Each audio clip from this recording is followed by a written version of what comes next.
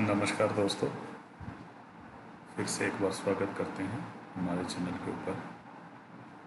तो दोस्तों, जैसे कि हमारे जो अब कंटिन्यू जो कड़ी चल रही है वो हम मेडिकल अटेंडेंस रूल डिस्कस कर रहे हैं। आज उसका पार्ट 2 जो है वो डिस्कस करेंगे। पार्ट 1 हम ऑलरेडी डिस्कस कर चुके हैं और मेरे चैनल के ऊपर उसको अपलोड भी कर दिया है। तो सबसे पहले यहाँ से शुरू मत करें। सबसे पहले आपने पार्ट 1 को देखना, तो ही आगे हम बढ़ पाएंगे, तो ही ये कॉन्सेप्ट जो है वो समझ आ पाएगा। तो इस पार्ट में हम आज डिस्कस करेंगे कि क्या क्या गाइडलाइंस हैं हमें जब ट्रीटमेंट लेना है एएमए से अपने से, उसके लिए क्या क्या गाइडलाइन हमें फॉलो करनी पड़ेगी, क्या करना पड़ेगा, वो सारा का सारा कॉन्सेप्ट जो है हम डिस्कस करेंगे। तो दोस्तों स्टार्ट करते हैं, ज़्यादा टाइम वेस्ट ना करते हुए। तो इसमें हमारे पास जो गाइडलाइंस आती हैं, सबसे पहले हम करते हैं कि दो तरह के ट्रीटमेंट होते हैं। दो के भी हम तीन मान सकते हैं। एक तो है एलोपैथी, जो हम इंग्लिश ट्रीटमेंट जिसको बोलते हैं। एक हमारे पास जो इंडियन सिस्टम ऑफ मेडिसिन है, जैसे आयुर्वेदिक है, यूनानी है, होम्योपैथी है। ये सारे के सारे तरह का ट्रीटमेंट जो है वो गवर्नमेंट सर्वेंट जो जिस पे ये रूल अप्लाई होते हैं, वो सारे के सारे ये ट्रीटमेंट ले सकता है। अब इसमें क्या करना होता है कि इसमें कुछ नियम और शर्तें हैं, वो हमें फॉलो करनी पड़ेंगी, ताकि हमारा जो रीइंबर्समेंट है, जो हमने पैसा खर्च किया है, वो पैसा हमारा जो है बिना किसी रोक टोक के, बिना किसी ऑडिट ऑब्जेक्शन के, वो सारा का सारा पैसा जो है हमें मिल जाए। तो इसमें हमारे पास जो है वो है पहला हम जो डिस्कस कर रहे हैं, उसका मतलब है treatment. A consultation room of AMA is limited to 10 days with maximum 4 consultation and normally 10 injection.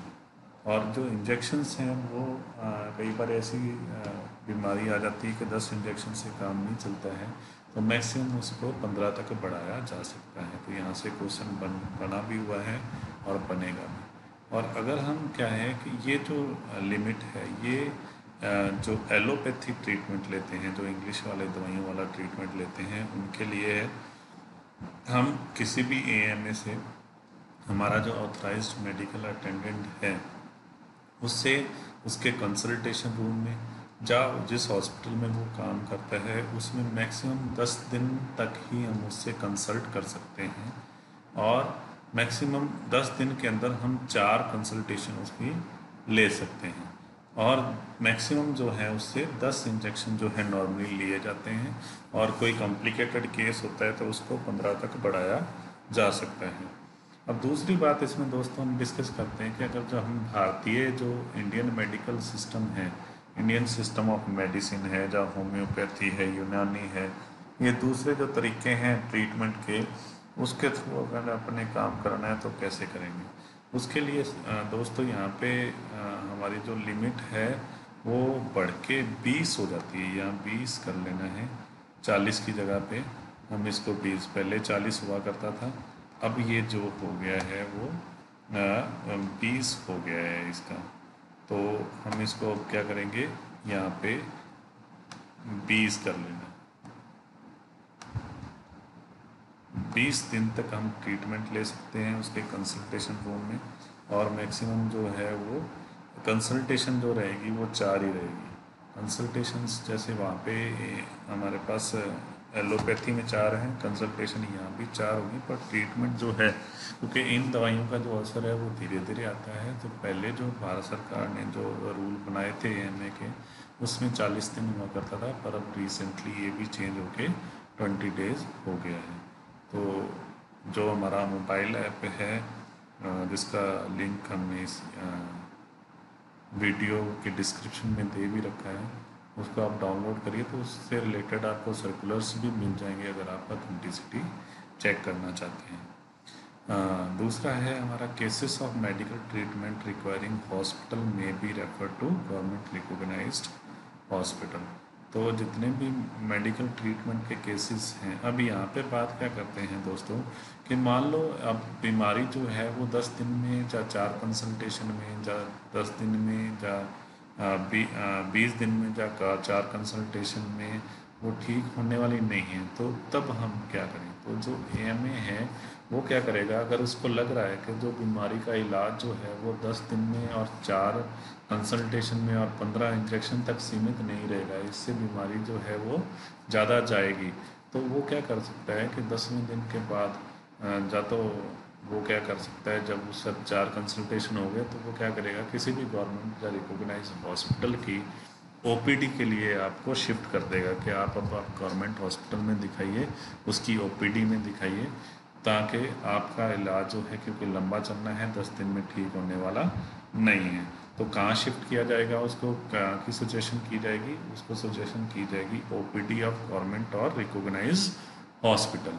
इसके लिए वो किसी प्राइवेट क्लिनिक का या किसी नर्सिंग होम का वो उसके लिए रिकमेंड नहीं कर सकता है, आपको भेजेगा गवर्नमेंट हॉस्पिटल की ओपीडी में, जब लग रहा है कि इलाज जो है वो 10 दिन और 15 इंजेक्शन और जो 4 कंसल्टेशन से काम नहीं चलेगा, इलाज जो है वो लंबा चलेगा। तो दोस्तों यहाँ पे क्वेश्चंस जो बनेंगे वो क्या बनेंगे, एक तो ये 10 दिन वाला बन जाएगा अगर अपन एलोपैथी इलाज लेते हैं, 4 कंसल्टेशन वाला बन सकता है, 10 इंजेक्शन 15 इंजेक्शन वाला भी बन सकता है। इधर अगर आईएसएम की बात करें, आईएसएम मतलब इंडियन सिस्टम ऑफ मेडिसिन या होम्योपैथी की बात करें, तो कंसल्टेशन जो है वो 4 ही रहेंगी, पर डेज जो है वो 20 हो जाएंगे।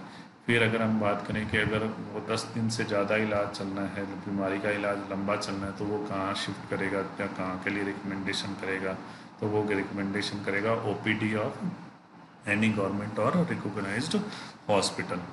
और जितने भी मेडिकल ट्रीटमेंट के जहाँ पे लग रहा है कि इनकी हॉस्पिटलाइजेशन की ज़रूरत पड़ेगी, तो वो क्या करेगा, आईपीडी में भेजेगा, किसी गवर्नमेंट या रिकॉग्नाइज्ड हॉस्पिटल में।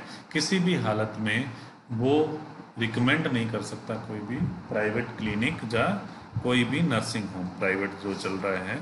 और अगर वो ऐसा भी है कि अगर उसने खुद का क्लिनिक खोल रखा है या नर्सिंग होम खोल रखा है, तो वहाँ भी वो रिकमेंड नहीं कर सकता, वो भेजेगा तो किसी गवर्नमेंट या रिकॉग्नाइज हॉस्पिटल में भी भेजेगा। इस hospitalization is not considered necessary but treatment is expected to be prolonged exceed limit of AMA, then the cases should be referred to the OPD of the any government or recognized hospital। Next दोस्तों हम बात करते हैं,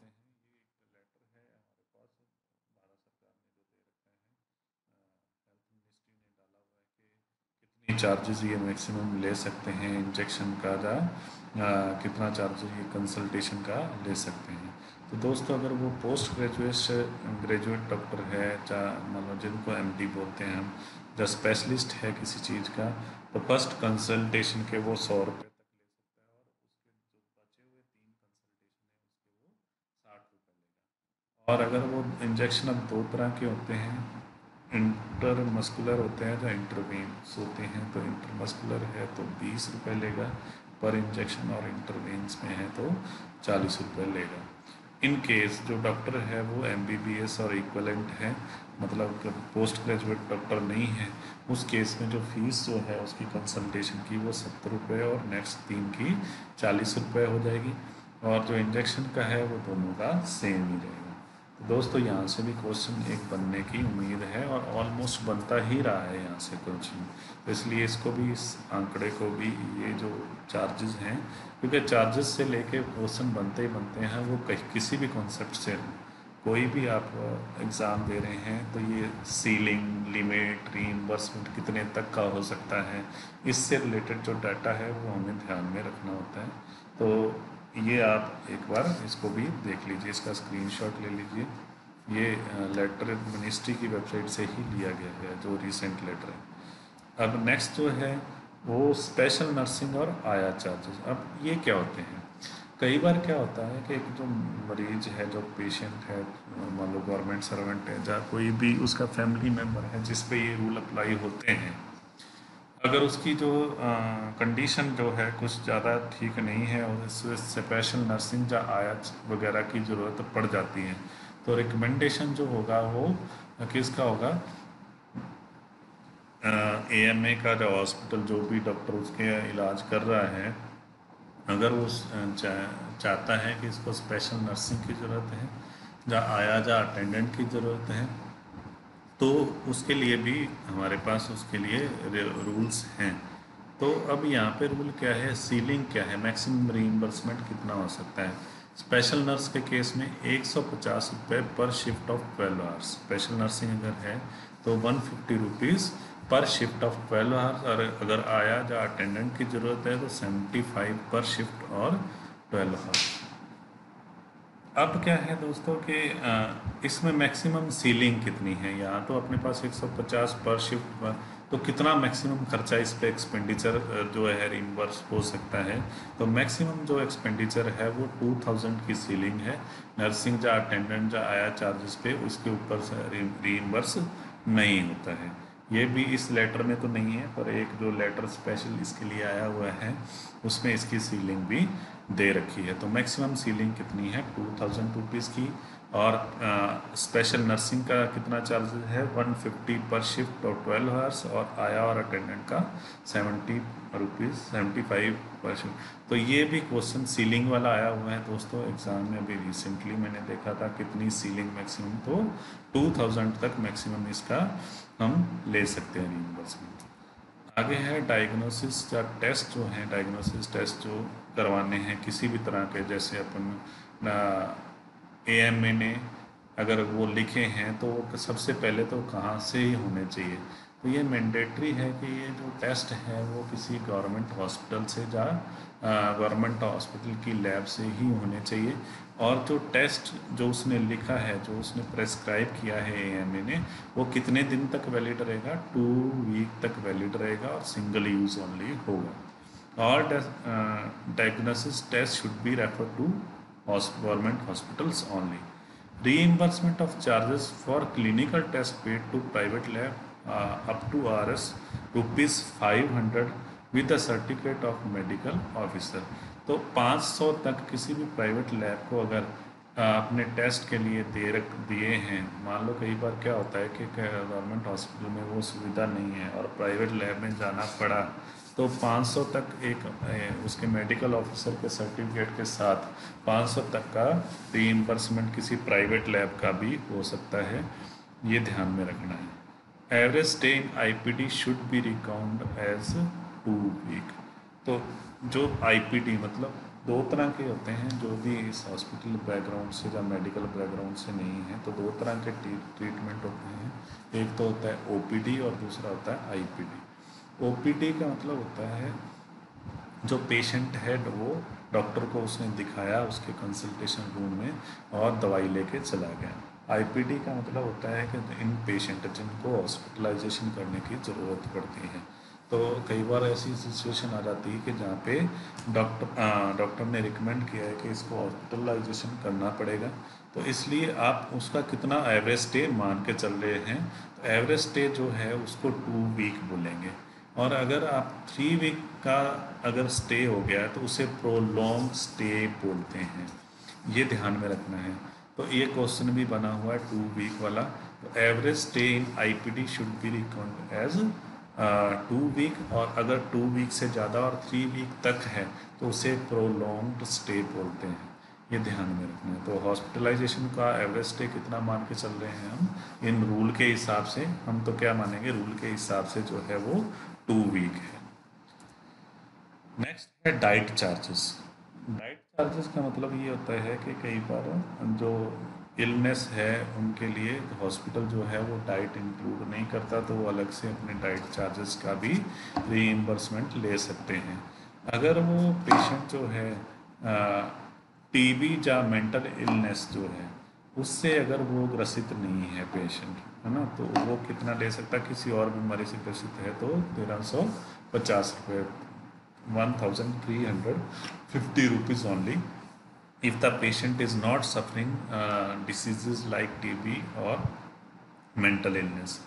If the patient is suffering from diseases like TB and mental illness, then 2000 rupees per month. और if patient is suffering leprosy then 1200। तो इससे question बनने की पूरी संभावना है, तीनों याद कर लें। डाइट चार्जेस में टीबी वगैरह का, मेंटल इलनेस का है तो 2000 रुपया होगा, और अगर वो टीबी नहीं है, वैसी बीमारी नहीं है, तो 1350, और लेप्रोसी है तो 1200 रुपये। IVF ट्रीटमेंट, तो IVF ट्रीटमेंट जो है उसके लिए अलग से प्रावधान दे रखा है। अब उसमें क्या होगा कि IVF का मतलब, सबसे पहले इसकी कुछ शर्तें होती हैं, नियम होते हैं कि अगर आप ट्रीटमेंट लेना चाहते हैं तो पहले आपका कोई भी बच्चा नहीं होना चाहिए, कोई भी जीवित संतान एम्प्लॉय की नहीं होनी चाहिए। जो भी फीमेल फैमिली मेम्बर किसी गवर्नमेंट का, उसकी वाइफ, गवर्नमेंट सर्वेंट की वाइफ अगर ट्रीटमेंट ले रही है, और अगर गवर्नमेंट सर्वेंट अगर खुद फीमेल है, अगर वो ट्रीटमेंट IVF का लेना चाहती है, तो इसके लिए रूल है कि सबसे पहले तो उसकी कोई भी जीवित संतान नहीं होनी चाहिए। दूसरा है कि उसकी एज जो है वो 21 से 39 के बीच ही होनी चाहिए। तीसरा है कि ये क्योंकि एक प्लांट है, पहले से प्लानिंग होती है इस चीज़ की, तो इसलिए हेड ऑफ डिपार्टमेंट की परमिशन लेना ज़रूरी है। यहाँ पे हेड ऑफ ऑफिस नहीं, हेड ऑफ डिपार्टमेंट की बात करें तो हेड ऑफ डिपार्टमेंट की परमिशन लेना ज़रूरी है। मैक्सिमम सीलिंग जो है वो कितने तक की है, 65,000 जो है वो मैक्सिमम सीलिंग है इसकी, और allowed for 3 fresh circles only. तो कितने, 3 फ्रेश सर्कल तक। पहली बार वो अगर नहीं बैठ पाता काम, दूसरी बार, तीसरी बार तक, तो मैक्सिमम फ्रेश सर्कल कितने हो सकते हैं, इसके लिए 3 हो सकते हैं। तो दोस्तों याद रखना है, एज वाला क्वेश्चन आया ही हुआ है, 21 से 39 साल। प्रेयर परमिशन किससे लेनी है, ये भी क्वेश्चन बना हुआ है, तो हेड ऑफ डिपार्टमेंट से। मैक्सिमम सीलिंग कितनी बनेगी, 65,000 रुपीज़, और अलाउड कितने साइकिल्स होंगे, 3 cycles, fresh cycles. Testing of eye sight, ये कई बार क्वेश्चन आया हुआ है। गवर्नमेंट सर्वेंट में have eye sight tested for glasses from government recognise hospital once in every 3 year. 3 साल में एक बार वो अपनी आँखों का मतलब उसका टेस्ट करा सकता है, और क्लासेस वगैरह के लिए। The concession not available for the family member, और ये कंसेशन जो है वो फैमिली मेम्बर के लिए नहीं है, ये कंसेशन है सिर्फ गवर्नमेंट सर्वेंट के लिए। तो क्योंकि गवर्नमेंट सर्वेंट ने काम करना ऑफिस में, अगर उसकी आंखें वाँखें वीक हो गई तो काम होगा नहीं, तो इसलिए ये सुविधा किसको दे रखी है, सिर्फ गवर्नमेंट सर्वेंट को दे रखी है कि 3 साल में एक बार वो अपना आई टेस्ट करवा सकता है, किसी गवर्नमेंट और रिकॉग्नाइज हॉस्पिटल से ही करवाना है। अगर उसका कोई नंबर बढ़ गया है चश्मे का, तो उसको वो पैसा जो है वो रीइम्बर्स नहीं होगा, वो उसको खुद ही बनवाना पड़ेगा, ये ध्यान में भी रखना है। और कंसेशन जो है उसका अवेलेबल जो है वो फैमिली मेम्बर के लिए नहीं होगा, वो सिर्फ गवर्नमेंट सर्वेंट के लिए ही होगा।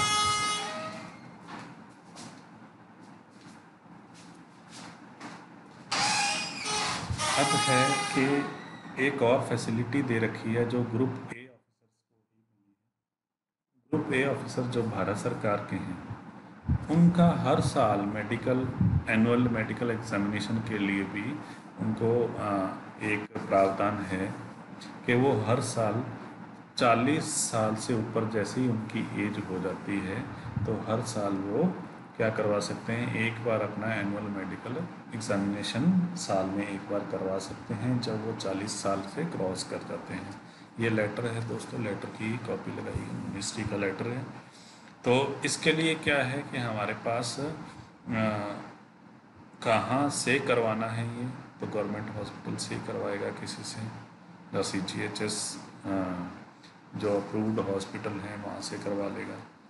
और इसके कितने मैक्सिमम सीलिंग है, अगर मेन है कोई मेल है तो 2,000 रुपया, और अगर फीमेल है तो 2,200 रुपये का वो एनुअल मेडिकल चेकअप का रीइम्बर्समेंट ले सकता है, बशर्ते कि वो उसकी एज जो है वो 40 साल क्रॉस कर गई हो। नेक्स्ट दोस्तों, डेंचर की बात करते हैं, इससे क्वेश्चन बनता ही बनता है, ये ध्यान से देखना है कि दांतों का इलाज करवाना है कोई, तो इसके लिए मैक्सिमम सीलिंग क्या है। अगर कंप्लीट डेंचर करवाना है आपने तो 2,000 रुपया है, और सिंगल जबड़ा ही है, सिंगल चावी है, तो उसके लिए 1,000 रुपया है। ये क्वेश्चन बन के आया हुआ है। दूसरे क्या क्या ट्रीटमेंट ले सकता है, एक्सट्रैक्शन मतलब निकलवाना है, दांत वाँत चार निकलवानी है, स्केलिंग एंड गम ट्रीटमेंट करवाना है, पायरिया वगैरह है, फिलिंग ऑफ टीथ है, और रूट कनाल अगर ट्रीटमेंट है, तो ये सारे के सारे ट्रीटमेंट वो ले सकता है। अब वो लेगा कहाँ से? लेगा भी गवर्नमेंट हॉस्पिटल से ही, प्राइवेट हॉस्पिटल में वो नहीं जा सकता है। तो ये कंप्लीट टेंचर की प्रक्रिया है। दोस्तों, इस वीडियो का एंड यहीं करते हैं।